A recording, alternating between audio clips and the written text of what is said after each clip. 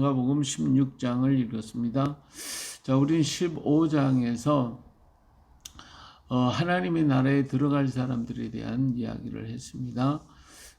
우리가 세상에서는 버림받고 보잘것없는 것 같아도 하나님의 나라에 오기만 하면 하나님 그를 귀히 여기실 것임을 말씀해주고, 대표적인 예가 탕자의 이야기죠. 그가 세상에 있었으면 버림받고 죽을 수밖에 없고 천대받지만, 그러나 아버지 품에 돌아오니까 아버지는 아주 귀한 보화가 돼, 보배처럼 여기는 귀한 자녀가 된 것처럼 오늘 세상에 있으면 버림받은 자가 돼요. 마귀의 조롱거리가 되지만 하나님께로 돌아오기만 하면 하나님은 그를 귀히 여기는 귀중한 보화가 되어진다라고 하는 사실을 말씀해 주고 있습니다. 자, 그래서 16장에서는 이제 이런 지혜로운 자가 되는 거예요. 지혜로운 자가 돼서 그래서 하나님 나라에 들어갈 수 있는 그러한 사람이 되기를 하나님은 또 바라고 계시는 것이죠. 여기에 불의한 청지기에 대한 얘기를 했어요. 그가 이렇게 주인이 이제 그만해라 그랬더니, 내가 이게 이러다가는 내 직분을 빼앗기고 내가 무엇을 할까, 땅을 팔자니 힘이 없고 빌어먹자니 부끄럽고 어떻게 하나 내가 할 일을 알았다. 그래가지고 그 주인의 이게 빚진 사람들을 다 불렀어요. 불러가지고 그들에게 물어봐서 너는 얼마나 빚졌느냐. 나는 기름 100마를 빚졌다. 나는 밀 100석을 갖다 빚졌다. 그러니까 증서를 가지고 와서 여기다 50이라고 써라, 여기다 80이라고 써라 해가 전부 탕감해주는 거예요. 전부 다 막 탕감을 해주는 거예요. 이러다 보니까 그 사람들이 얼마나 고맙겠어요. 너무 감사하지. 그러니까 이 사람이 만일에 그만두더라도 그들이 그를 갖다가 자기들에게 이런 은혜를 베풀었으니까 도와줄 것 아닙니까? 이거 지혜로운 자가 되는 거예요. 이렇게 지혜롭게 하는 것을 보니까 주인이 그를 해고시키지 않았다 하는 것을 보는 것이죠. 이처럼 오늘 이 시대 속에 빛이 아들보다 더 세상 사람들이 더 지혜롭다는 거예요. 우리가 정말 어떻게 보면 교회라고 하는 울타리 속에 우리는 다 갇혀 있고, 또 나라고 하는 그 테두리 속에 갇혀서 거기만 보고 있지, 세상 밖에서 일어나는 어떤 일들에 대해서는 전혀 알라고 하지도 않고 알지도 못해요. 이런 게 좁은 내가 되어버리고 많은 그런 경우가 너무 많은데, 이제는 이게 좀 자기 담을 헐어요. 전부 다 헐어가지고 이웃을 좀 바라보고 내 주변을 바라보고 사회를 한번 바라보라 이거예요. 그래서 과연 거기에서 내가 할 일이 무엇이니, 어떤 것을 어떻게 할 것인가를 한번 지혜롭게 판단을 하라는 것입니다.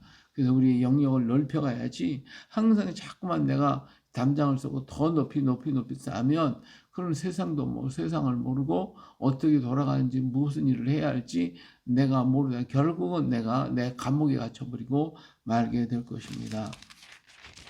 자, 또 이러면서 이 물질이라고 하는 것은 이게 풀어서 숨으로써 그것을 통해 가지고 많은 친구들을 사귀게 되고, 그것을 통해 자비를 베풀고, 그걸 때문에 선을 이루게. 불의한 이 물질이라고 하는 것은 그저 그냥 놔두면 썩어버리고 없어지는 거예요. 세상에서 사용되어지는 모든 것들이고, 이것 때문에 내가 꼭 행복해지거나 이것 때문에 내가 어떠한 큰 일을 이룰 수 있다고 하는 건 결코 아닙니다. 이것은 물질이라고 하는 것은 때때로 내게 도움도 주면 내게 화를 주게 되고, 내가 그것 때문에 시험을 들게 되고, 그것 때문에 무너질 수도 얼마든지 있는 건. 근데 이것을 갖다가 어떻게 해요? 선하게, 지혜롭게, 복되게 쓰게 되면 그것이 나에게 큰 도움이 되어질 것을 말씀하고 있는 거예요. 자, 그렇기 때문에 우리의 진정 사모할 것은 하나님을 사랑. 두 주를 섬길 수가 없어요. 물질과 하나님을 두 가지를 섬길 수가 없어요. 하나님을 섬기거나 물질을 섬기거나 둘 중에 하나인데, 물질을 섬기다 보면 그것이 화가 되고 재난이 되지만, 하나님을 섬기게 되면 하나님의 지혜를 가지고 물질을 아름답게 복되게 쓸 수 있고, 그것이 나에게 유익이 되고 그게 나에게 복이 되는 것을 알 수가 있습니다. 자, 그러면서 예수님께서 바리새인들은 돈을 좋아하는 자들이라 이 모든 것들을 듣고 비웃건을, 이 바리새인들 중에 돈을 좋아하고 하여튼 그 성전 안에서도 막 여러 가지 일들을 하는 거 보면 사두개파, 바리새인 뭐 이런 사람들이 돈을 착취하기 위해서 너무나도 많은 일을 하고 있었어요. 그러니까 이런 모습을 보고 사람들이 이들이 듣고 우습다고 얘기하지만 그러나 사실은 이들을 가만히 보면 그렇게 하고 있다는 거예요. 예, 하나님의 나라는 정말 이렇게 모든 걸 버리고 물질에 치우치지 않고 하나님의 뜻을 따라 걸어가는 자의 것이어지, 예, 이걸 갖다가 자기들은 불의를 행하고 악을 행하고, 그리고 여기 보니까 이혼을 하고 또 이혼한 여자하고 결혼을 하고 이런 일들을 다반사로 그들은 하고 있다. 이혼도 자유롭게 마음대로 하고 싶으면 하고, 그리고 또 그 이혼하는 여자가 또 좋다고 또 받아들이고, 이렇게 자유롭게 하다 보니까 이것이 뭐예요? 결국은 자기들도 죄를 범하고 있으면서도 깨닫지 못하고 있더라 이거죠. 이런 어리석음을 범하면서 정말 하나님의 나라를 이루어야 할 그들이 하나님의 나라를 이루지 못하고 이렇게 떨어져 있는 모습을 볼 수가 있습니다. 자, 여기서 부자와 거지 나사로에 대한 얘기를 하고 있죠. 이 거지와 나사로. 이 거지는 얻을 것이 없으니까 부자 밑에서 상에서 떨어진 부스러기를 먹고 근근히 연명하다 죽게 되고, 부자는 정말 이 부자라고 하는 것은 베푸는 게 아니에요. 베푸는 자가 아니었고, 그래서 자기가 먹다가 남은 거 버리는 것을 이 거지를 먹은 것이지, 진정 베푸는 자가 됐다면 그 거지를 청해서 대접을 해도 하고 좀 도와주고 그랬을 건데 전혀 그런 일이 없어요. 이러기 때문에 결국은 자기의 가진 재물을 하나님보다 더 사랑하고 하나님보다도 더 의지하다가 결국은 그도 죽게 돼서 음부에 떨어지게 됐다 하는 얘기를 하고 있습니다. 그러니까 우리가 물질을 가지고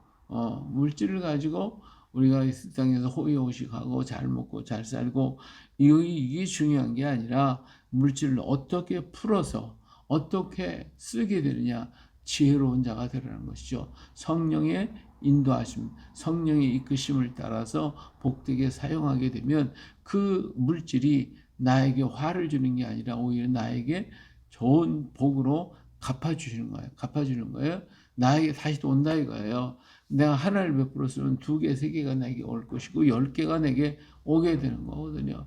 땅에 심을 때에도 씨를 뿌릴 때에 30배, 100배의 결실을 이루듯이 물질을 베풀다 보면 그것이 30배, 100배의 결실을 이루게 되고 그것이 나에게 돌아오게 되는 거예요. 근데 사람들이 그거를 잘 모르고 어떻게 해요? 자꾸 내 거로다가 이렇게 그냥 모으려고만 하지 선하게 복되게 쓰지를 못하고 있다라고 하는 것입니다. 바로 하나님의 나라도 똑같은 거예요. 하나님의 나라도 정말 그 나라를 지혜롭게 오늘 잘 판단해서 세상 것 버리고 주님만을 바라보고 걸어가면 하나님 나라에 속한 백성으로 살 수 있는데, 그렇지 못하고 우리는 세상의 것에 매여가지고 세상에 붙잡혀가지고 살아가고 있다 그 말입니다. 이것을 여기에서 여러 모양으로 각도로 말씀해주고 있습니다. 오늘 내 안에 그 하나님의 나라가 있는가, 세상에 있는가, 오늘 우리가 생각해 봐야 됩니다. 세상에 있다면 탕자처럼 고통을 당하게 될 것이고 모든 게 다 고통이에요. 부자가 돼도 고통, 없어도 고통, 있어도 고통, 다 고통이에요. 그러나 하나님의 나라에 있으면 있으나 없으나 다 행복한 거예요.